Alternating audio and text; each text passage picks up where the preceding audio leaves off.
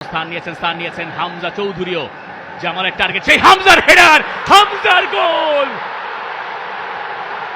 Brave new Bangladesh, সেই বাংলাদেশে হামজার গোল এবং এই স্টেডিয়াম এখন ফেটে পড়ছে।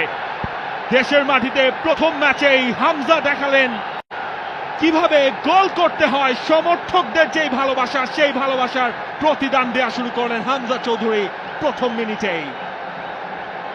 সেট পিস থেকে সবার ওপরে তালগাছ হয়ে দাঁড়িয়েছিলেন হামজা চৌধুরী, তাকে ধরার আর কারোর সুযোগ নেই। হামজা তার দ্বিতীয় ম্যাচেই গোলের দেখা পেয়ে গেলেন। হামজা যখন থেকে বাংলাদেশের জার্সিটা গায়ে চাপিয়েছেন, এরপরে প্রথম গোলটা তার কপালেই লেখা ছিল। আর কি কপাল, গোলটাও তিনি করলেন কপাল দিয়েই। পারফেক্ট স্টার্ট হামজা চৌধুরীর জন্য, একেবারে সেট আপটাও গেছে। হামজা লাফিয়ে উঠেছিলেন এবং সেখান থেকে যে ফিনিশিংটা দরকার ছিল সেটাই করেছেন হামজা চৌধুরী। গোলকিপারের ঠিক পাশ দিয়ে